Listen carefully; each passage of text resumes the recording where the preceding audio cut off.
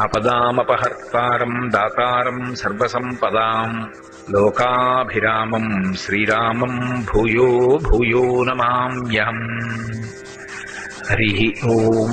పరమేశ్వర స్వరూపైన సభకి నమస్కారం. నకర్మణామనారంభాత్ నైష్కర్మ్యం పురుషోశ్నుతే అంటాడు భగవద్గీతలో గీతాచార్యుడు.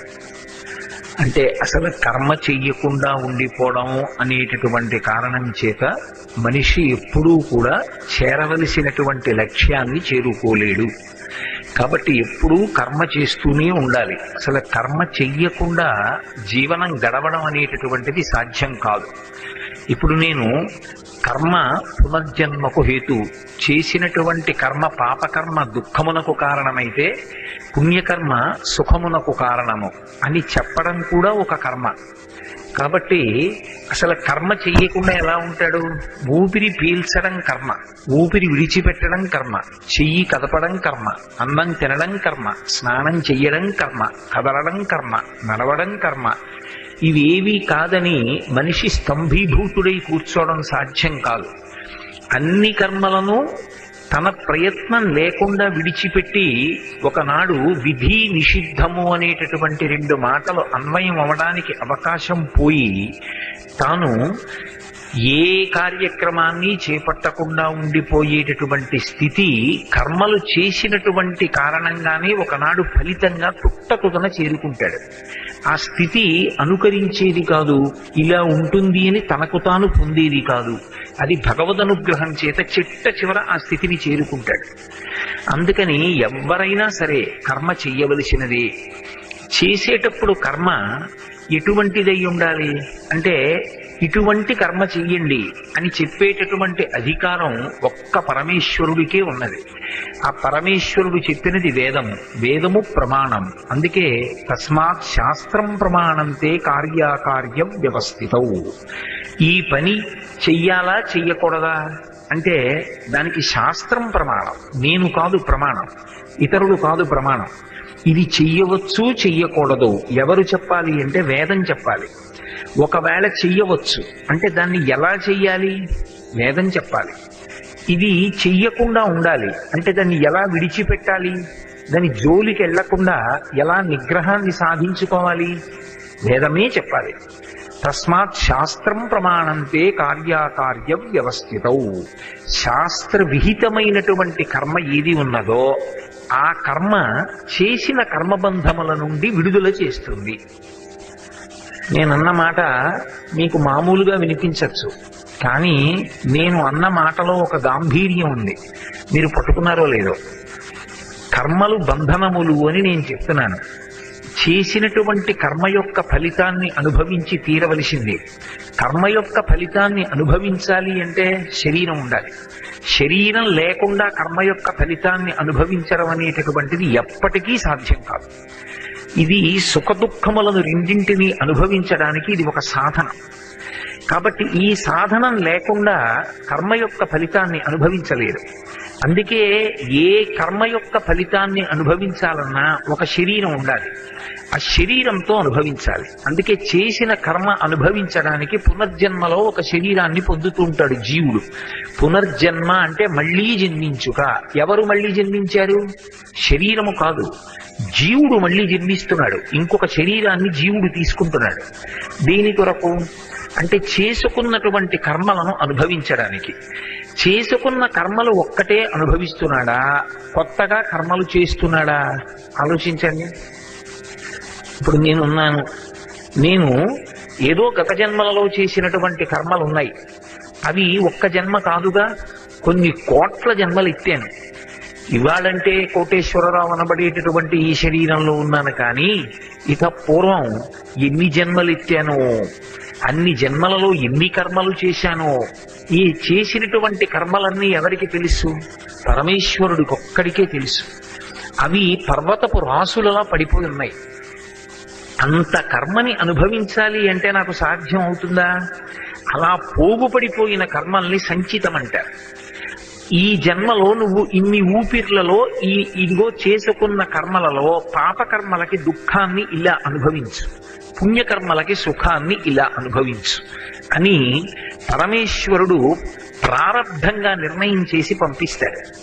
అలా పంపించినప్పుడు ఏ కర్మలు అనుభవించాలని ఈశ్వరుడు శాసనం చేశాడో వాటిని అనుభవించి తీరవలసిందే. అందుకని దాన్ని ప్రారబ్ధ కర్మ అంటారు. దాన్ని ఈ జన్మలో అనుభవించేస్తాడు. ఆగామి ఇంకా కొంత మిగులుతుంది. ఆ మిగిలినటువంటిది ఇంకా జన్మలలో పూర్తి చేసుకోవాలి. ఇక్కడ మీరు ఒక్క విషయం ఆలోచించండి. ఏదో నే చేసిన కర్మలో 10 ఉన్నాయి, ఈ జన్మలో అనుభవించేవో 6 ఉన్నాయి, మిగిలిపోయినవి 4 ఉన్నాయి.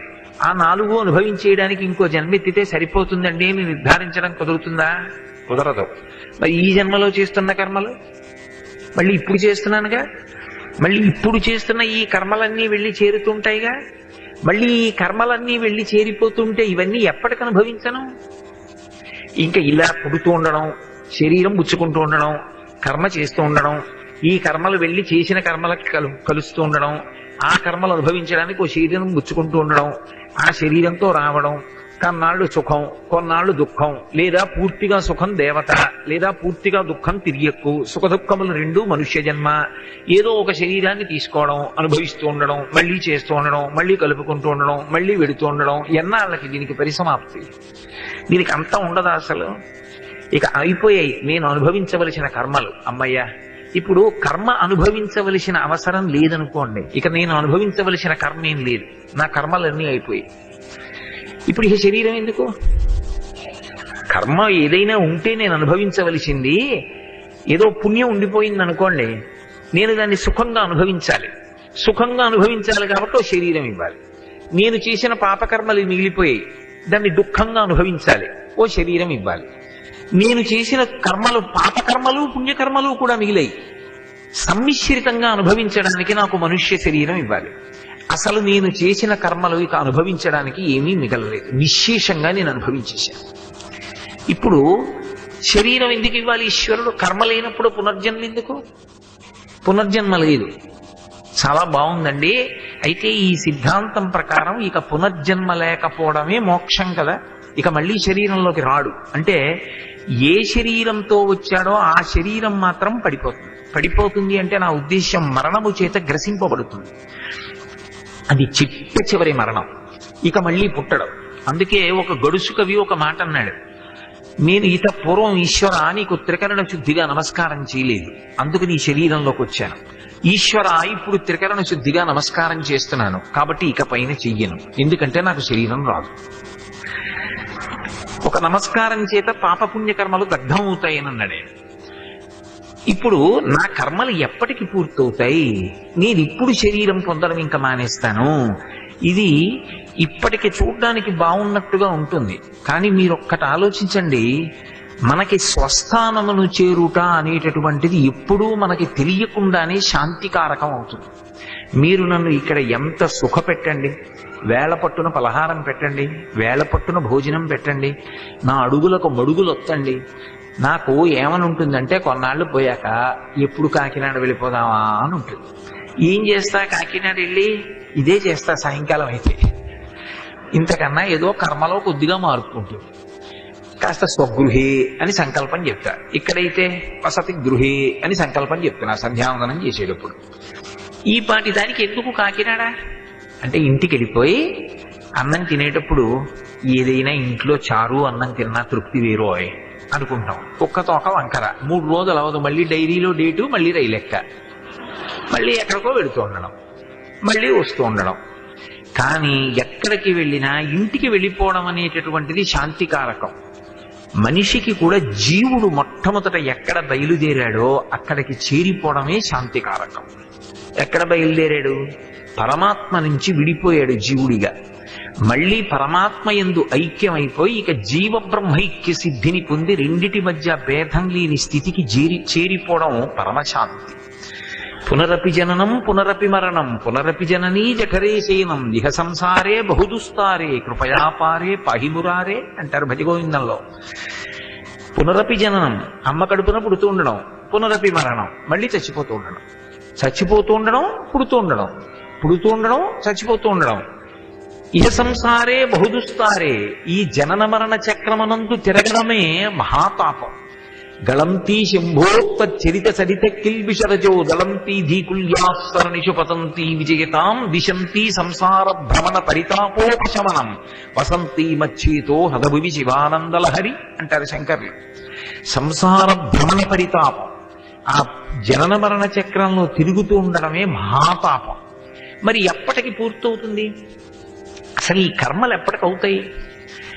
నీకు మామూలుగా లెక్క ప్రకారం చూస్తే అవుతాయన్న నమ్మకం ఏమైనా కనపడుతోంది? అసలు ప్రతి క్షణం కర్మ చేసేస్తూనే ఉన్నాను కదా, అమ్మయ్య ఓ అరగంట క్రితం అన్నీ అయిపోయాయేమో అంటే మళ్ళీ మొదలెట్టాను ప్రవచనం, మళ్ళీ దీనికో ఫలితం ఉంటుందిగా. మరి ఎప్పటికీ కర్మలు పూర్తవడం అంటే శాస్త్రము కర్మలు పూర్తి అయిపోవడానికి కారణము కర్మలే. కర్మ బంధన హేతు మొట్టమొదటి విషయం బాగా గుర్తుపెట్టుకోండి. ఎందుకంటే మీరు ఒక కర్మ చేశారంటే అది పాపకర్మో పుణ్యకర్మో ఏదో ఒకటి అయి ఉంటుంది ఖచ్చితంగా. అది పాపకర్మ అయితే దుఃఖం అనుభవించాలి, అది పుణ్యకర్మ అయితే సుఖం అనుభవించాలి. రెండిటిలో ఏదైనా కూడా అనుభవించడానికి శరీరం మాత్రం ఉండాలి. శరీరం ఉండాలి కాబట్టి పునర్జన్మ పొందాలి. కర్మ పునర్జన్మకు కారణము. ఈ కర్మల ఫలితాలు అయిపోయి ఇంకో కర్మల ఫలితాలు పొందడానికి శరీరాన్ని పొందడం ఎలా ఉంటుంది అంటే రవీంద్రనాథ్ ఠాగూర్ వర్ణిస్తాడు. అమ్మ ఒళ్ళో పడుకున్నటువంటి పిల్లవాడు ఆకలి వేసినప్పుడు అమ్మ యొక్క ఒక స్తన్యంలో ఉన్నటువంటి పాలు త్రాగి ఇంకా కడుపు నిండక ఆకలితో ఉంటే యువతలి స్తన్యము నుండి అమ్మ యువతలి స్తన్యం వైపునికి మార్చేటటువంటిది ఎలా ఉంటుందో అలా ఈ శరీరాన్ని విడిచిపెట్టి ఇంకొక శరీరంలోకి వెళ్ళిపోతాడు. భాగవతంలో వర్ణిస్తారు. ఆకులు బాగా తినేటటువంటి అలవాటు ఉన్నటువంటి గొంగళి పురుగు ఒక ఆకు మించి ఒక ఆకు మీదకి వెళ్ళేటప్పుడు ఆకు చివరిదాకా వెళ్ళి తన వేగాన్ని నియంత్రించి మెల్లగా నడుస్తుంది. మెల్లిగా తన శరీరం ముందు భాగాన్ని పైకెత్తి దగ్గరగా ఎగురుతున్నటువంటి వేరొక ఆకు మీద పెట్టి ఆకుని దగ్గరగా లాక్కుని వెనక శరీరాన్ని లాక్కుంటుంది. లాక్కుని చిట్ట చివర ఉండిపోయిన భాగాన్ని అవతల ఆకు మీదకి లాక్కుంటుంది. యువతల ఆకు దూరంగా వెళ్ళిపోతుంది, అవతల ఆకు మీదకి వెళ్ళిపోతుంది. జీవుడు ఒక శరీరాన్ని విడిచిపెట్టి ఇంకొక శరీరంలోకి వెళ్ళిపోవడం కూడా అలాగే ఉంటుంది. ఈ కర్మలు పూర్తవడం అనేటటువంటిది కర్మ సిద్ధాంతంగా ఎప్పటికీ కనపడదు. కానీ కర్మలు పూర్తవడానికి హేతువు కర్మలే. నేను కర్మబంధనం అంటున్నాను, మళ్ళీ నేనే ఏమంటున్నాను? మళ్ళీ కర్మలే కర్మల యొక్క బంధనాల్ని విడగొడతాయంటున్నాను. ఇది పరస్పర విరుద్ధమైన మాట కాదు. అలా ఎలా కుదురుతుంది అంటే నేను నిన్న మీతో మనవి చేసి ఉన్నాను. ప్రేయో మార్గంలో వెళ్ళేటటువంటి కర్మలు, శ్రేయో మార్గంలో వెళ్ళే కర్మలు అని రెండు కర్మలు ఉంటాయి అని మనవి చేశారు. ఈ శరీరానికి సుఖంగా ఉంది, మనసుకి సంతోషంగా ఉంది కాబట్టి ఈ కర్మ చేస్తాను అంటే ప్రేయో మార్గం. మనసుకి శరీరానికి నాకు కష్టంగా అనిపించినా శాస్త్రం చెప్పింది కాబట్టి చేస్తాను అంటే శ్రేయో మార్గం. అందుకే శంకరాచార్యుల వారు ఒకానొకప్పుడు తిరుచెందూరులో సుబ్రహ్మణ్యుడి మీద ఒక అద్భుతమైనటువంటి స్తోత్రం చేశారు, సుబ్రహ్మణ్య భుజంగం అని. ఆ స్తోత్రం ప్రారంభం చేస్తూ విఘ్నేశ్వరుడి మీద ఒక శ్లోకం చేశారు. సదాబాల రూపాపి విఘ్నాద్రిహంత్రి. ఆయన సదాబాల రూపాపి విఘ్నాద్రిహంతిరి మహాదంతి వక్త్రాపి పంచాస్యమాన్య గణేశాభిధామే విధత్తాం శ్రియం కాపి కళ్యాణమూర్తి అన్నారు. విధత్తాం శ్రియం, మాకు శ్రియాన్ని ప్రసాదించు అంటే శ్రేయో మార్గాన్ని కటాక్షించు. శ్రేయో మార్గంలో విడుతూ చేసినటువంటి కర్మలు పైకి కర్మగానే కనపడుతుంది, కానీ అది బంధనమునకు హేతువు మాత్రం కాదు. మీరు కొంచెం జాగ్రత్తగా పట్టుకుంటే శ్రేయో మార్గంలో చేసేటటువంటి కర్మ అంత సంతోషదాయకంగా ఉండదు అని నేను మీకు చెప్తున్నాను. ఇప్పుడు నేను తినకూడని పదార్థం ఒకటి తిన్నాను అనుకోండి. ఎందుకు తిన్నాను? అది తినకూడదని నాకు తెలుసు, కానీ తినేశాను. ఎందుకు తినేశాను? జిహ్వచాపల్యం. అది తింటే బాగుందని తినేశాను. ఇప్పుడు తిన్నాక అది ఏం చేస్తుంది? అనారోగ్యం వచ్చింది. ఇప్పుడు ఏం చేశాను? ఔషధం తిన్నాను. ఔషధం తినడం తినవద్దన్న పదార్థం తిన్నంత సంతోషంగా ఉండదు, కానీ తిన్నాను. ఎందుకు తిన్నాను? ఇంతకు ముందు తినకూడని పదార్థం యొక్క విషాన్ని పోగొట్టుకోవడానికి ఇది తింటున్నాను. ఇది కర్మే, అది కర్మే. కానీ ఇప్పుడు ఔషధ సేవనం దేనికి పనికొస్తోంది? ఇంతకు ముందు తినకూడనిది తిన్న ఫలితాన్ని పోగొడుతోంది. పోగొట్టి మళ్ళీ ఆరోగ్యాన్ని ఇస్తోంది. శ్రేయో మార్గంలో వెళ్ళే కర్మ యొక్క ఫలితం కూడా అలాగే ఉంటుంది. అది కట్టులాగే కనపడుతుంది, కానీ ముందరి కట్లు జారిపోయేట్టు చేస్తుంది. మీకు ఇంకా బాగా అర్థం కావాలి అంటే నేను మీకు ఒక ఉపమానం చూపిస్తాను. పల్లెటూరులో ఉండేటటువంటి వాళ్ళు పొలానికి వెళ్ళినప్పుడు పొయ్యిలో, ఇప్పుడంటే గ్యాస్ పొయ్యిలు వచ్చాయనుకోండి, పొయ్యిలో చితుకులు పెట్టుకుని వంట చేసుకుంటారు. ఆ ఎండు కర్రలన్నీ కూడా తీసుకొచ్చి ఒక చోట పేర్చి, ఆ పేర్చేటప్పుడు ఏం చేస్తారంటే 2 తడపలు తీసుకొస్తారు. ఆ తాటి తడప తీసుకొచ్చి ఇలా నిలువుగా పెడతారు. నిలువుగా పెట్టి దీని మీద అడ్డంగా కర్రలు పెడతారు. కర్రలు పెట్టి సాయంకాలం ఇంటికి వెళ్ళిపోవాలి కదా, వెళ్ళిపోయేటప్పుడు ఈ 2 తడపలు తీసి గట్టిగా దగ్గరకి లాగి తిప్పేస్తారు. ఇలా ముడివేయరు, తిప్పేస్తారు. తిప్పి ఆ తడపల యొక్క చివరి భాగం ఇలా అడుక్కి తోసేస్తారు. ఇగో నా వెనకాతలు ఉన్నాయే, ఇలా తడపల చివరి భాగాలు ఉంటాయి, వాటిని కిందకి తోసేస్తారు. ఇలా తోసేస్తే పుల్లలు గట్టిగా ఉంటాయి. ఇప్పుడు వాటిని తల మీద పెట్టుకుని ఇంటికి వెళ్ళిపోయి ఇంటి దగ్గర పడేస్తాడు మోపు. ఇప్పుడు ఈ మోపు విప్పాలి కదా పొయ్యిలో పెట్టడానికి. విప్పేటప్పుడు ఏం చేస్తారంటే మళ్ళీని ఆ తడపనంతటిని విప్పరు. విప్పాలంటే ముడి సరిగ్గా రాలేదనుకోండి, ఆ కర్రలకు ఎక్కడైనా ముళ్ళు ఉంటే వేళ్లకి తగులుతాయి. అందుకని ఏం చేస్తారంటే ఒక తాడు పట్టుకొస్తారు. తాడు పట్టుకొచ్చి మళ్ళీ కర్రల కింద నుంచి పెడతారు. పెట్టి ఇంతకు ముందు కొడుకు కట్టాడు, ఇప్పుడు తండ్రి వస్తాడు. కొడుకు అంటే వాడు 15 ఏళ్లవాడు, తండ్రి 35 ఏళ్లవాడు. తండ్రి బలాఢ్యుడు. ఆయన వచ్చి ఏం చేస్తాడంటే ముడి వెయ్యడు, ఈ తాడు గట్టిగా దగ్గరికి లాగి కుదుపుతాడు ఆ కర్రల్ని. ఈ కర్రల్ని గట్టిగా కడితే, దగ్గరకి చేస్తే ఇంతకు ముందు కట్టిన కట్టుంది అది వదులైపోతుంది. ఇప్పుడు కర్రలు ఇంకా దగ్గరికి అయిపోయి, ఇప్పుడు ఈ కట్టు ఏం చేసింది, ఇంతకు ముందు కట్టులాగే కట్టినట్టుంది. కానీ ఈ కట్టు కట్టడానికి వచ్చిన కట్టు కాదు, ఇంతకు ముందున్న కట్లు వదిలిపోవడానికి వేస్తున్న కట్టు. ఇప్పుడు ఆ కట్టు వదిలేయిపోగానే దాన్ని ఇలా లాగేస్తారు. 2 వైపులా కట్లు లాగేశాక ఇది ముడేయలేదుగా, ఇది తీసేస్తాడు. ఇప్పుడు పుల్లలు ఏమయ్యాయి, విడిపోయాయి. శాస్త్ర విహితమైనటువంటి కర్మ చిట్ట చివరికి చిత్తశుద్ధినిచ్చి, చిత్తశుద్ధి జ్ఞానమునకు కారణమై, జ్ఞానము వలన సంచిత కర్మ కూడా దహించుకుపోయి ఇక మళ్ళీ జన్మ ఎత్తవలసినటువంటి అవసరం లేనటువంటి స్థితికి చేరిపోతాడు. అందుకే కర్మ చెయ్యకుండా ఉండలేడు, కానీ శాస్త్ర విహితమైన కర్మ చెయ్యాలి. అంటే శాస్త్రం ఎలా కర్మ చెయ్యమని చెప్పిందో అలాగే చెయ్యాలి. ప్రాతకాలంలో నువ్వేం చెయ్యాలి శాస్త్రం చెప్తుంది. నువ్వు పగటిపూట ఏం చెయ్యాలి శాస్త్రం చెప్తుంది. ప్రదోష వేళలో ఏం చెయ్యాలి శాస్త్రం చెప్తుంది. రాత్రి ఏం చెయ్యాలి శాస్త్రం చెప్తుంది. తండ్రికి తద్దినం పెట్టవలసి వస్తే ఎలా పెట్టాలి శాస్త్రం చెప్తుంది. ఇది ఎప్పుడు ఏం చెయ్యమని శాస్త్రం చెప్పిందో శాస్త్రాన్ని ప్రమాణంగా తీసుకుని చేస్తున్నాడు. ఇప్పుడు శాస్త్రాన్ని ప్రమాణంగా తీసుకుని చేస్తున్నాడు అన్న మాటలో అర్థం ఏమిటి, శాస్త్రము పట్ల భక్తితో ఉన్నాడు. ఇది నన్ను ఉద్ధరిస్తుంది, శాస్త్రీయముగా చేసిన కర్మ నన్ను బంధించదు అని శాస్త్రము పట్ల గౌరవంతో ఉన్నాడు. అంటే శాస్త్రము ఎవరి చేత చెప్పబడింది, ఈశ్వరుడి చేత చెప్పబడింది. ఇప్పుడు ఈశ్వరుని ఎందే భక్తితో ఉన్నాడు. అప్పుడు దానిని శ్రద్ధ అని పిలుస్తారు అని నేను నిన్న మీతో మనవి చేశాను. ఈ శ్రద్ధ కలిగినటువంటి వాడు శాస్త్రీయంగా చేసినటువంటి కర్మల వలన ఆయన ఇంతకు ముందు చేసినటువంటి కర్మల నుంచి జారిపోతుంటాడు. అందుకని కర్మబంధనాన్ని నుంచి విడదీయడానికి హేతువు కర్మ దగ్గరే ప్రారంభం అవుతుంది మళ్ళీ. కానీ ఆ కర్మ శాస్త్రీయమైనటువంటి కర్మ కావాలి. శాస్త్రీయమైన కర్మ అంటే భక్తితో కూడినటువంటి కర్మ కావాలి. ఇప్పుడు మీరు నన్ను ఒక ప్రశ్న వేస్తారు, నాకు తెలుసు. ఏమండి, మేము ఉదయం పూజా మందిరంలో కూర్చున్నాం అనుకోండి, మీరేదో భక్తితో పూజ చేయమని చెప్పారు, బాగుంది, చేస్తాం. ఈశ్వరుడు ఉన్నాడు, మా శక్తి కొలది ఓ తులసి దళం పట్టుకొస్తాం. ఏకేర తులసి మాత్రదళైనా పినరోత్తమ పూజయేద్భక్తి భావేన తంరక్షామి ఇతి మత్పణః అంటాడు వెంకటేశ్వరుడు.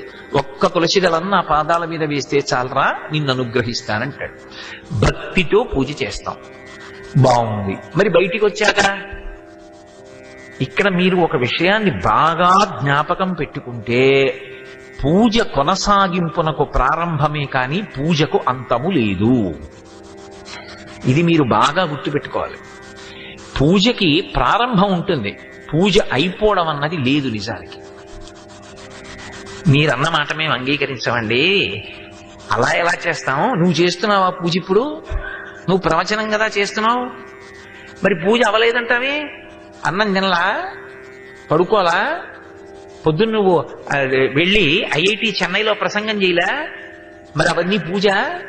పొద్దున్న పూజ చేసుకుని పైకి లేచిపోయావుగా, నీరాజనం ఇచ్చేసావుగా, మంత్రపుష్పం చెప్పేశావుగా, ప్రసాదం నోట్లో వేసేసుకున్నావుగా, ఏం చేసి వచ్చారంటే పూజ చేసి వచ్చానండి, పూజ అయిపోయింది అన్నావుగా, మరి పూజ అవదంటావేమిటి అంటారేమో. మీరు ఈ విషయాన్ని కొంచెం జాగ్రత్తగా పట్టుకుంటే తప్ప కర్మ పునర్జన్మకు హేతువు కాకుండా ఎలా మోక్షమునకు కారణమవుతుందో అర్థం కాదు. ఇది మీరు కొంచెం గంభీరమైన విషయం పట్టుకోవలసి ఉంటుంది. ఇది పట్టుకుంటే మీకు తాళం చెవి దొరికిపోయినట్టే. ఏముందండి, ఇలా తిప్పితే తాళం చెవి తెరుచుకుంటుంది, ఇలా అంటే మూసుకుపోతుంది. ఇలా అండం రావాలంతే. అది రాక పిల్లవాడు అందులో పెట్టి ఓహో తిప్పుతూ ఉంటాడు. ఇలా అండం వచ్చిన వాడు చటుక్కుని తీసేస్తాడు. పూజ అంటే ఏం చేస్తారు? ఉపచారములు చేస్తారు ఈశ్వరుడికి. ఎన్ని చెయ్యాలి? చతుశ్చోపచారాఢ్య 64 ఉపచారాలు చెయ్యాలి. అయ్యి బాబోయ్, 64 ఉపచారాలు ఎక్కడ చేస్తామండి? షోడశోపచారములు 16 చెయ్యాలి. అన్ని ఎక్కడ కుదురుతాయండి? పంచసంఖ్యోపచారిణి 5 ఉపచారాలు చెయ్యాలి. 5 అయినా చెయ్యనండి, ఇంకెవరు ఏమీ చేయలేరు. ఈ 5 తప్పకుండా చేయవలసిందే. ఏ 5 చెయ్యాలి? గంధ పుష్ప ధూప దీప నైవేద్యములు 5 పెట్టాలి. మీరు ఒక్కటి ఆలోచించండి కొంచెం జాగ్రత్తగా. ఈ గంధ పుష్ప ధూప దీప నైవేద్యములలో నేను మీ సౌకర్యం కోసం దీపంతో మొదలు పెడతాను. ఎందుకంటే పూజ ప్రారంభం దీపంతో కాబట్టి. దీపంతో పూజ మొదలు పెట్టండి అని నేను చెప్పినప్పుడు దీపం వెలిగించడం మంచిదే, కానీ బతికున్నంత కాలము దీపానికి ప్రమిద పెట్టమంటారా? బంగారు ప్రమిద పెట్టమంటారా? తాలిక పెట్టమంటారా? మూడుత్తులు వేయమంటారా? ఆవు నెయ్యి వేయమంటారా? కొబ్బరి నూనె పోయమంటారా? నువ్వుల నూనె పోయమంటారా? తూర్పుగా పెట్టమంటారా? దక్షిణానికి తిప్పమంటారా? పశ్చిమానికి తిప్పమంటారా? ఎన్నాళ్ళు ఆగిపోతావు కర్మ దగ్గర? కర్మత జడం. నువ్వు ఎలా పెట్టాలో చెప్పారుగా శాస్త్రంలో. సాధ్యం త్రివర్తి సంయుక్తం, 3 ఒత్తులు వేసి తూర్పు దిక్కుగా వెలిగించు చెప్పారు. వెలిగించు చాలు. అసలు దీపం ఎందుకు? దీపం వెలిగించారనుకోండి, ఏమని చెప్తాం? ఓ గంట కొట్టి నత్ర సూర్యో భాతి నచంద్రతారకం నేమా విద్యతో భాతి కుతోయమగ్ని త్వమేవ భాంతమనుభాతి సర్వం తస్య భాసా సర్వమిదం విభాతి అంటాం. సూర్యచంద్రులిద్దరూ కూడా వెలగడం మానేసిన తరువాత కూడా తనంత తాను తన యొక్క కాంతి చేత కోటి సూర్యుల పరిధి వెలిగిపోయేటటువంటి లక్షణము కలిగినటువంటి పరబ్రహ్మములకు ప్రాతినిధ్యం వహిస్తోంది ఈ దీపం అంటాం. అటువంటి దీపం ఈశ్వరుడితో సమానం. అది కాంతి పుంజం. అందుకే లోకంబులు లోకేశులు లోకస్తులు తెగిన తుది అలోకంబుకు పింజీకటి కావల ఎవ్వండే కకృతి వెలుగు అతని నీసేవింతున్నంటారు పోతన గారు. ఈ లోకాల్లో ఉండేవాళ్ళు, లోకాల్ని పరిపాలించేవాళ్ళు అందరూ పడిపోయిన తరువాత, సూర్యచంద్రుల యొక్క గమనము ఆగిపోయిన తరువాత కటిక చీకట్లో ఇక ఎవ్వరి యొక్క కాంతి అవసరం లేకుండా తనకు తానుగా కోటి సూర్యుల పరిధి వెలిగిపోయేటటువంటి స్వరూపమే పరమాత్మ. అంత కాంతిపుంజం ఆయనైతే నువ్వు దీపం ఎందుకు పెట్టడం? అసలు మధ్యాహ్నం వ్రతం చేస్తున్నావా, ఏదో దీపం పెట్టావా? ఎందుకు దీపం? ఇప్పుడు ఇక్కడ ఏ వెలుతురుతో పోయిందని ఆ దీపం వెలిగించారు? ఇప్పుడు ఆ దీపం వెలగలేదు అనుకోండి, ఆ దీపం వెలిగించలేదు అనుకోండి, మీకెవ్వరికీ నేను కనపడనా? మీరు నాకు కనపడరా? ఒకవేళ మీరు నాకు కనపడకపోయినా, నేను మీకు కనపడకపోయినా, మన ఇద్దరి మధ్య ప్రమాణం శబ్దం. నా మాట మీకు వినపడితే చాలు. మీరు నాకు, నేను మీకు కనపడకపోయినా అవసరం లేదు కదా. అసలు ఈ దీపం ఎందుకు అక్కడ దేవుడి దగ్గర? మనం ఎందుకు వెలిగించాలి దీపం అంటే? అది కృతజ్ఞతకు సూచన. ఈశ్వరుడికి కృతజ్ఞతతో మొదలు పెడతాం రోజు. ఏమని మొదలు పెడతాం? ఈశ్వరా, నువ్వు ఇచ్చినటువంటి సుఖములలో 60% సుఖాలు దేనితో అనుభవిస్తానంటే కంటితో అనుభవిస్తాను. నేను ఈ మాట చెప్పే ముందు మీకు ఒక్క మాట చెప్తాను, మీరు ఇప్పుడు ఆలోచించకండి. మీరు ప్రశాంతంగా ఉన్నప్పుడు ఒక్కసారి ఎప్పుడైనా ఆలోచించి చూడండి. పరమేశ్వరుడు కళ్ళిచ్చి చూసే శక్తిని ఉపసంహారం చేసేశాడు. అందరికీ కళ్ళుంటాయి అలాగే, కానీ కనపడవు. చెవులుంటాయి, వినపడవు. నాలుక ఉంటుంది, రుచి చెప్పదు. చర్మం ఉంటుంది, స్పర్శ చెప్పదు. ముక్కు ఉంటుంది, వాసన చెప్పదు. సుఖము దుఃఖము ఈ రెండు ఉన్నాయా? ఇంకా ఉండవు. ఎందుకో తెలుసా? కళ్ళు లేవు. ఎదురుగుండా నాగుపాము ఎడుతోంది అనుకోండి, ఏం తెలుసని? మీదెక్కింది అనుకోండి, ఏం తెలుసని? స్పర్శ లేదుగా. కంటి ముందు పరమేశ్వరుడే వచ్చి నిలబడ్డాడు, కనపడడు, కళ్ళు లేవుగా. నాలుక మీదకి తెచ్చి వెంకటేశ్వర ప్రసాదం పెట్టారు, తెలియదుగా. నిప్పు కణిక పెట్టారు, దుఃఖం లేదుగా. ముక్కుకి కుక్క కళేబరం నుంచి వాసన వచ్చినా తెలియదు, దుఃఖం లేదు. మల్లెపూల చెండు వేశారు, వాసన తెలియదు, సుఖం లేదు, దుఃఖం లేదు. అలాగే చెవి దగ్గరికి తీసుకొచ్చి వీణానాదం చేశారు, తెలియదు. చెవి దగ్గర పిడుగు పడింది, తెలియదు. సుఖము లేదు, దుఃఖము లేదు. 5 ఇంద్రియములలో శక్తులను ఈశ్వరుడు పెట్టి ఉండి ఉండకపోతే నానా ఛిద్రఘటోదర స్థిత మహాదీప ప్రభాభాస్వరం జ్ఞానం యస్యతు చక్షురాదికరణద్వారా బహిస్పందతే జానామీతి తమేవ భాంతమనుభాత్యేతత్ సమస్తం జగత్ తస్మై శ్రీ గురుమూర్తయే నమయిదం శ్రీ దక్షిణామూర్తయే అంటారు శంకర్లు. కుండకి కన్నాలు పెట్టి దీపం పెట్టి కుండని బోర్లిస్తే అన్ని కన్నాల్లోంచి కాంతి కొట్టినట్టు ఇక్కడే ఉన్నటువంటి పరమేశ్వరుని యొక్క కాంతి ఇంద్రియముల మీద పడితే ఇంద్రియములు పనిచేస్తున్నాయి. పనిచేస్తుంటే సుఖము దుఃఖము ఉంది. కన్ను ఒక్కటి లేదనుకోండి, మిగిలిన 4 ఇంద్రియములు ఉన్నప్పటికీ కూడా సుఖములలో 80% సుఖాలు పోతాయి. సరికదా భయం. కళ్ళు లేవు, ఎలా నడుస్తాడు, ఎలా కూర్చుంటాడు? మేం వీధిలో తలుపేసి వెడుతున్నాం, లోపల కూర్చో అన్నారు. కానీ ఎవడు లోపలికి వచ్చేసాడో ఏం తెలుసు? ఎవడు ఏం చేస్తున్నాడో ఏం తెలుసు? ఎవరు ఉన్నారో ఏం తెలుసు? ఏమీ తెలియదు. కన్నులొక్కటి లేకపోతే అసలు సుఖములనేటటువంటివి 80% పోతాయి, అథవా 60 అనుకోండి పోని. కానీ ఈశ్వరుడు నిర్హేతుకంగా కన్నులిచ్చి కన్నులకు చూసే శక్తినిచ్చాడు. ఒక కన్నిస్తే పాడు చేసుకుంటాడని 2 కళ్ళు ఇచ్చాడు. వీటికి బలలిక ఉంటుంది, ఎందుకంటే అత్యంత సున్నితమైనటువంటి నిర్మాణం. ఇవి పగటిపూట మనం చూసి చూసి చూసి అన్నిటినీ చూస్తే డస్సిపోతాయి.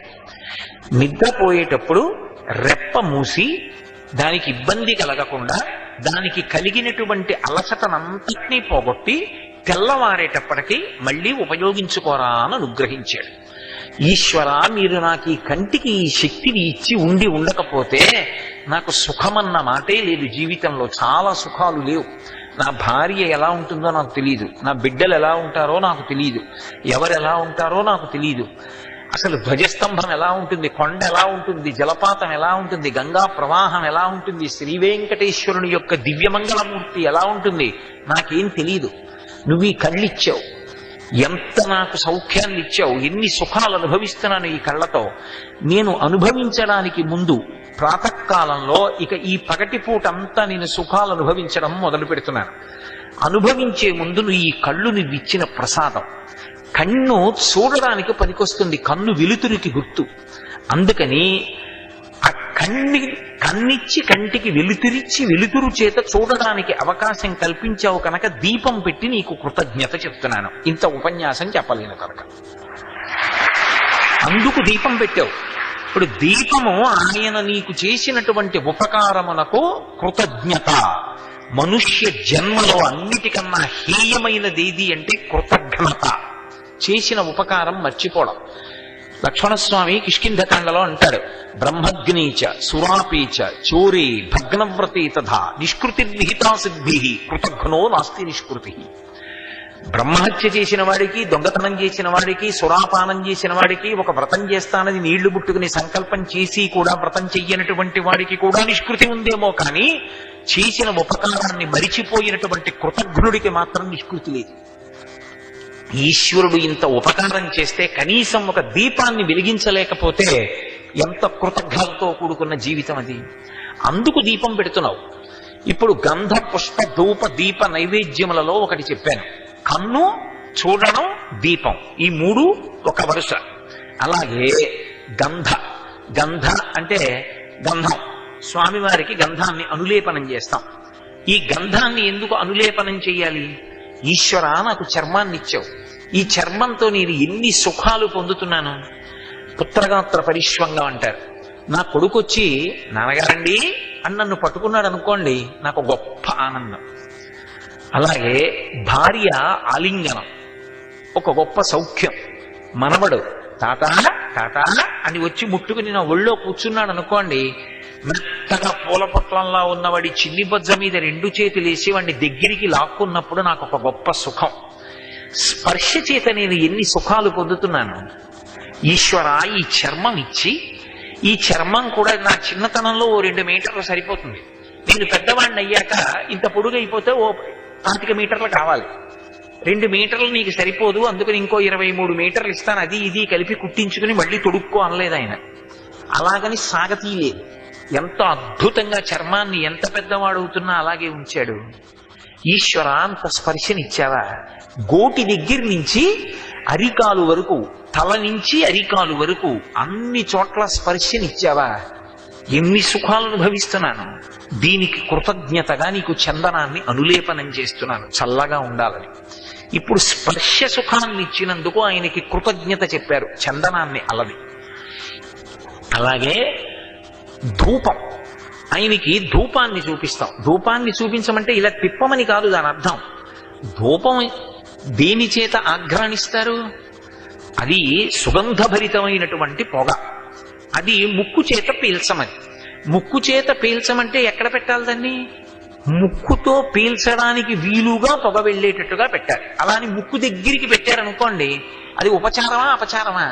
నిరుసులు మీద పడతాయా పడవా? ఏమిటి వీడు ఇలా తెస్తున్నాడని ఇలా అనాలా వద్దా? పైగా అంత పొగ ఒక్కసారి వస్తే దగ్గు వస్తుందా రాదా? అలాగని మీరు పీల్చండి ఇలా తిప్పారనుకోండి, నాకేమనిపిస్తుంది, పొగ పీల్చమని కాళ్ళ నుంచి తిప్పుతాడు ఎందుకు అనిపిస్తుందా రాదా? అసలు భక్తి ఉన్నదా లేదా అన్నది అక్కడ అర్థమైపోతుంది. నిజంగా పీల్చమని ఇస్తే ఏమని చేయాలి? ముక్కుకి కొంచెం దూరంలో ఒకసారి ఇలా చూపించి ఇలా తీసేస్తే చాలు, పొగ అదే వెడుతుంది. వెడితే ఆయన చక్కగా మెల్లగా వస్తున్నటువంటి ఆగరత్తుల పొగ పీలుస్తాడు. ఆయన పీల్చాలని మీరు కోరుకుంటున్నారన్న విషయం మీరు చేసినటువంటి ఉపచారము చేత స్పష్టంగా కావాలని భక్తి. ఇప్పుడు ఆయన ముక్కుతో పీల్చి సంతోషిస్తాడు. ఎందుకు ఆయనకి ధూపం ఇవ్వాలి అంటే, ఈశ్వర మీరు నాకు ముక్కు ఇచ్చారు, ఈ ముక్కుకి 2 రంధ్రములు పెట్టారు, ఈ 2 రంధ్రముల ద్వారా నేను ఊపిరి తీసుకుంటున్నాను. అసలు అన్నిటికన్నా సుఖము అన్న మాట, పెద్ద సుఖం ఏమిటో తెలుసా? ఊపిరి అందే వేగంతో అందడమే. అందుకే రామాయణం ఉత్తరకాండలో మాట ఉంది, వాయు ప్రాణ సుఖం వాయు. అసలు సుఖము అంటే వాయువే. గాలి తగలటం లేదనుకోండి, బా ఉక్క పెట్టేస్తోందండి అంటారు. గాలి వేస్తోంది అనుకోండి, చల్లగా ఉందండి అంటారు. ప్రవచనం కూడా ఏసీ మంటపాల్లో ఎందుకు పెట్టుకుంటారు? వినేవాడికి చెప్పేవాడికి కూడా చల్లగా హాయిగా ఉండాలని కదా. కాబట్టి వాయు ప్రాణ సుఖం వాయు. ఆ ఊపిరి అందట్లేదు అనుకోండి, మీరు ఎన్ని మధుర పదార్థాలు తీసుకొస్తే ఆవిడకి కావాలి, ఎంత ఐశ్వర్యం ఉంటే ఆవిడకి కావాలి, ఎంత దుశ్శాలుగా పట్టుకొస్తే ఆవిడకి కావాలి, అవతల ఊపిరి అందకపోతే. అందుకే వడిబాయక తిరిగే ప్రాణబంధుడా అంటాడు అన్నమయ్య. ఆ ఊపిరి సుఖం. ఆ ముక్కు చేత ఊపిరిని పీల్చి ఊపిరి విడిచిపెడుతున్నాం మనం ఏదో ఎమర్జెన్సీ ఎగ్జిక్యూటివ్ ఎంట్రీలు పెట్టామనుకుంటాం. శరీరం నిలబడాలంటే ఊపిరి పీల్చాలి. వీడు అక్కర్లేని విషయాల జోలికి పోయి పడిశం పట్టించుకుంటే ఊపిరి తీయడానికి పడిశం పడితే అవకాశం లేదన్నాడు అనుకోండి ఈశ్వరుడు, ఎంతమంది పడిపోతారు? పడిశం పట్టణ వాడు ఉంటాడు లోకంలో. ఆయన ఎమర్జెన్సీ ఎంట్రీ కోసం కంఠంలోంచి నోట్లోంచి గాలి పీల్చుకో అన్నాడు. ఇన్ని ఏర్పాట్లు చేశావా? చేసి ఎన్ని సువాసనలో, అసలు వాసన చేత సగం అనుభవించేస్తాడు కదండి మనిషి. ఏం వండుతున్నావా, ఎంత మంచి వాసన వస్తోంది, తొందరగా భోజనం పెట్టాయి అంటాడే. అసలు ముందు వండుతున్న పులుసులో సగం వాసనతోనే తినేశాడు. అయినప్పుడు మరి వాసన చేత ఎన్ని సుఖాలు అనుభవిస్తున్నారు? వాసన చేత సుఖం అనుభవించడమే అనుకుంటున్నారేమో, వాసన చేత ఆశీర్వచనం చేస్తారు. వాసన ఆశీర్వచనములకు కారణం. ఎందుచేత అంటే, ఒక వయస్సు దాటిపోయిన తరువాత తన కడుపున పుట్టినటువంటి బిడ్డ అయినప్పటికీ కూడా శరీరం మీద ఏ భాగం మీద ముద్దు పెట్టకూడదు. అది తల్లి కానివ్వండి, తండ్రి కానివ్వండి. నా కొడుకే ఉన్నాడనుకోండి, నా కూతురే ఉంది, నా కడుపున పుట్టిన కూతురు, కానీ దాన్ని నేను చూసినప్పుడు ఎంతో సంతోషం కలిగినా నేను దాన్ని చటుక్కున నాన్న అని దగ్గరికి తీసుకుని ముద్దు పెట్టుకోకూడదు. నేను ఏం చెయ్యాలి అంటే దాని రెండు చెంపల మీద చెయ్యేసి దగ్గరికి తీసుకుని దాని తల పైన వాసన చూసి విడిచిపెట్టాలి. సపుత్రమూర్జునుపాఘ్రాయ రాజా దశరథ ప్రియం అంటుంటారు వాల్మీకి మహర్షి. బిడ్డల యొక్క మూర్ధన్య స్థానమునందు అంటే 8 ఏళ్లు దాటిపోతే ఇక ముద్దు పెట్టకూడదు. వాసన చూసి వదిలిపెట్టేస్తే అది ఆయుక్కారకం, పిల్లలకి ఆశీర్వచనం. మరి ముక్కు చేత ఈశ్వరుడు ఇన్ని వైభవాలు ఇచ్చాడే, ఈశ్వర మీరు మాకు ఇన్ని సుఖాలు ఇచ్చారు, నేను మీకు కృతజ్ఞత ఆవిష్కరిస్తున్నాను, ఒక్క ధూపాన్ని మీకు సమర్పిస్తున్నాను, ఈ వాసన పీల్చండి. ఇంత కట్ట వెలిగించమని ఈశ్వరుడు అడగలేదు, ఒక్క అగరపుల్ల చాలు ధూపం. ఇక నైవేద్యం, ఈశ్వర నాలుకిచ్చావు, దాని మీద రసాంకురములు ఇచ్చావు, అవి అప్పుడప్పుడు కాలిపోతుంటాయి. రజోగుణంతో చాలా వేడిగా తినాలని కోరుకుంటే అవి కాలిపోతుంటాయి, మళ్ళీ పుట్టిస్తూ ఉంటాడు. ఆ రసాంకురములకు తగిన రుచి తెలుస్తూ ఉంటుంది.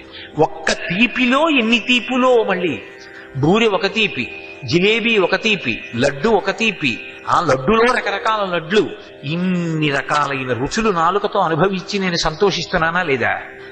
ఈశ్వర మీరు నాకు నాలుక మీద రసాంకురములు ఉంచి ఇంత అనుగ్రహాన్ని ఇచ్చారు, ఇన్ని సుఖాలు అనుభవిస్తున్నాను, కాబట్టి నేను మీకు కృతజ్ఞత చెప్తున్నాను. అది నైవేద్యం. సాత్వికమైనటువంటి బుద్ధితో ఉన్నారు కనుక సాత్వికమైన పదార్థాన్ని నైవేద్యం పెడతారు. సమోసా పెట్టకూడదా అండి అంటే అది రజోగుణ సముద్భవం, అందులో మసాలా ఉంది, నువ్వు సత్వగుణంతో ఉన్నావు కాబట్టి సాత్వికమైన పదార్థాన్ని నివేదన చేస్తారు. ఓ పాలో పండో చక్కెర పొంగలో ఇటువంటివి నైవేద్యం పెడతారు. కాబట్టి నైవేద్యం పువ్వులతో పూజ చేస్తాం. పూజ చేయడం దగ్గరికి వచ్చేటప్పటికి 108 నామాలైనా చెప్తాం, 1000 నామాలైనా చెప్తాం. ఏమి 108 నామాలో 1000 నామాలో తప్ప మధ్యలో 373 486 973 ఎవరు రాయిరా? అందరికీ 108 వచ్చేటప్పటికి ఇంకా ఆగిపోయి, 1000 వచ్చేప్పటికి ఆగిపోయి అలాగే ఉంటుందా అంటే కాదు. 108 నామములతో మనుష్యుడు పూజ చెయ్యాలి. ఎందుకని అంటే మొదట పూజ ప్రారంభం చేసినప్పుడు ఆత్రేయ గోత్రస్య కోటేశ్వర శర్మనామధేయస్య ధర్మపత్ని సమేతస్య సకుటుంబస్య సపుత్రకస్య సపరివారస్య సమాంధవస్య క్షేమస్థైర్య విజయ అభయాయురారోగ్య ఐశ్వర్యాభివృద్ధ్యర్థం ధర్మార్థ కామమోక్ష చతుర్విధ పురుషార్థ ఫల సిద్ధ్యర్థం అని సంకల్పం చెప్పిన ఉదార హృదయుడై పూజ చెయ్యాలి. 108 నామాలతో 108 పువ్వులు ఎందుకు సమర్పిస్తారంటే ఈ సమస్తమైనటువంటి జగత్తు కూడా నక్షత్రముల యొక్క పాదముల యందు పుడుతుంది. ఏ రోజు పుట్టాడు, ఏ తిథిలో పుట్టాడుతో సంబంధం ఉండదు. ఏ నక్షత్రంలో పుట్టాడు అన్న దాన్ని బట్టి జాతక చక్రం వేసి గ్రహములు ఏవి తిరుగుతున్నాయి జాతకంలో అన్నది నిర్ణయం చేస్తారు. ఏ నక్షత్రంలో ఏ పాదంలో పుట్టాడన్నది చూస్తారు. 27 నక్షత్రములు, 27 నక్షత్రములకు ఒక్కొక్క నక్షత్రములకు ఒక్కొక్క పాదం చప్పున 108 పాదాలు. ఈ సమస్త జగత్తు అన్ని ప్రాణులు 108 పాదాలలోనే పుట్టాయి. ఎవరు వెళ్ళిపోయినా ఈ 108 పాదాల్లోనే వెళ్ళిపోతారు. 108 పాదములలో పుట్టి వర్ధిల్లుతున్నటువంటి ఈ జగత్తులోని సమస్త ప్రాణులు సుఖమును పొందెదరుగాక. శం ద్విపదే శం చతుష్పదే, అవి 4 కాళ్ళున్నవి కావచ్చు, 2 కాళ్ళున్నవి కావచ్చు, అందరూ సుఖంగా ఉండాలి ఈశ్వర. అందుకని 108 పువ్వులు కాదు. నాకు ఆ నామములు చెప్తుంటే నామములు గౌణములు, ఈశ్వరుని యొక్క గుణముల యొక్క ఆవిష్కారమే నామము. ఆ నామాలు చెప్తున్నప్పుడు ఆయన గుణాలు జ్ఞాపకానికి వచ్చి నా మనసు రంజిల్లిపోతోంది. 108తో ఆపలేకపోయాను. అప్పుడు సహస్రం అంటే అనంతం. ఇప్పుడు పువ్వులతో పూజ చేశారు. పువ్వులతో పూజ చేస్తే పరమేశ్వరుడు చెవులిచ్చినందుకు ఆయనకి కృతజ్ఞత. ఎందుకని? ఈశ్వరుడు చెవులిచ్చాడు. ఈశ్వరుడు చెవులిచ్చాడు కాబట్టి ఎన్ని సుఖాలు లోకంలో. హిరణ్యకశిపుడు ప్రహ్లాదుడితో మాట్లాడుతూ అంటాడు, మొట్టమొదట కొడుకు మీద ప్రేమతో ఉన్న రోజుల్లో పిలిచి ఒక మాట అన్నాడు, తనయుల సంభాషణములు జనకులకు కర్ణయుగలి సద్భూషణములు అన్నాడు. కొడుకు వచ్చి రాని మాటలు మాట్లాడుతుంటే మొట్టమొదట ఒక పద్యాన్ని అప్పచెప్తుంటే, తండ్రి చెవులకు పెట్టుకున్న ఆభరణాల్లో ఉంటాయిరా కొడుకు మాటలు, రా తల మీద కూర్చో, ఏది చెప్పు అన్నాడు. ఈ చెవులతో ఎన్ని వింటున్నామో, ఎన్ని సంతోషాలు పొందుతున్నామో. భృంగావళీచ మకరందరసాన్ విద్ద జంగారగీతని రథై సహసేవనాయ అంటున్నావా? భృంగముల యొక్క జంకారాన్ని వింటున్నాం, వీణానాదం వింటున్నాం, వేణునాదం వింటున్నాం, జలపాతం యొక్క చప్పుడు వింటున్నాం. ఎన్ని శబ్దాలు, భార్య పిలుపు వింటున్నాం, బిడ్డల యొక్క పిలుపులు వింటున్నాం, మనవల యొక్క పిలుపు వింటున్నాం, స్నేహితుల యొక్క మాటలు వింటున్నాం, పెద్దల యొక్క ప్రవచనాలు వింటున్నాం. ఇన్ని మాటలు వింటూ ఎన్ని సుఖాలు పొందుతున్నామో, ఇన్ని సుఖములకు కారణమైన చెవులు నువ్వు ఇచ్చినందుకు ఈశ్వర కృతజ్ఞత. నీకు నేను పువ్వులు సమర్పిస్తున్నాను. మీరు మళ్ళీ నన్ను ఇక్కడ అనుమానం అడుగుతారని నాకు తెలుసు. దీపం అంటే కంటితో సంబంధం, బాగుంది, కృతజ్ఞత. స్పర్శేంద్రియం చర్మానికి కృతజ్ఞత, గంధం రసం, బాగుంది. నాలుకిచ్చావు, కృతజ్ఞత చెప్పావు, నైవేద్యం పెట్టావు, బాగుంది. ముక్కిచ్చాడు, దానికి కృతజ్ఞత చెప్పావు, సువాసనాభరితంగా ఆయనకి ధూపాన్ని వేశావు, బాగుంది. ఆయన చెవులు ఇవ్వడానికి, పువ్వులేయడానికి ఏమిటి సంబంధం? పువ్వుకి చెవుకి ఏమిటి సంబంధం? పువ్వులు చెవుల్లో పుట్టవుగా. పోనీ ప్రసాదం చెవులో పెట్టుకున్నాడన్నా మొట్టమొదటి చెవులో పెట్టుకోరు, ఇవ్వగానే కళ్ళకతూ చెవులో పెట్టుకోకూడదు, ముందు తల మీద పెట్టుకోవాలి. తల మీద పెట్టుకుని ఎక్కడ పడితే అక్కడ కింద పడిపోయి ఎవరైనా తొక్కకుండా చెవులో పెట్టుకుంటారు. అయినప్పుడు మరి ఏమిటి సంబంధం చెవికి పువ్వుకి అంటే, మీరు ఒకటి గుర్తు పెట్టుకోండి, పువ్వు ఎక్కడ ఉన్నా కూడా ఆ పువ్వు కొరకు ధ్వని ఉంటుంది. ఎవరిది? తుమ్మెద. తుమ్మెద ఝంకారం చేస్తూ వస్తుంది పువ్వు దగ్గరికి. ఎప్పుడు ఆపేస్తుంది? పువ్వు మీద వాలి తేనె తీసుకునేటప్పుడు ఆపేస్తుంది. అంటే ఇప్పుడు ఈ ఝంకారములు, ఈ ధ్వనులన్నీ ఎవరి కోసం? కేవలముగా ఆ పువ్వుల కోసమే చేసేవి. ఎవరి కోసము ఏది చేయబడిందో అది వారికే చెందుతుంది. ఇప్పుడు ఈ పూలదండ ఎవరి కోసం తెచ్చారు? నా కోసం. ఇది ఎవరికేశారు? నాకేశారు. ఇప్పుడు ఇది నేను కొనుక్కున్నానా, నేను అల్లుకున్నానా, నీ తెచ్చుకున్నానా? కానీ ఇది ఎవరిది? నాదే. ఒకవేళ నేను ఇక్కడ విడిచిపెట్టి వెళ్ళిపోయినా, కోటేశ్వరరావు గారు వేసుకుని విడిచిపెట్టిన మాల, ఇది కోటేశ్వరరావు గారి మాల అని కదా మీరు అంటారు. నేను ఈ మైకులు పట్టుకెళ్ళిపోయాను అనుకోండి, ఏమంటారు? అదేం ధూర్తతనం, వీడు మైకులు పట్టుకు వెళ్ళిపోయాడు ఏంటంటారు. ఇవి నావి కావు, ఇది నాది.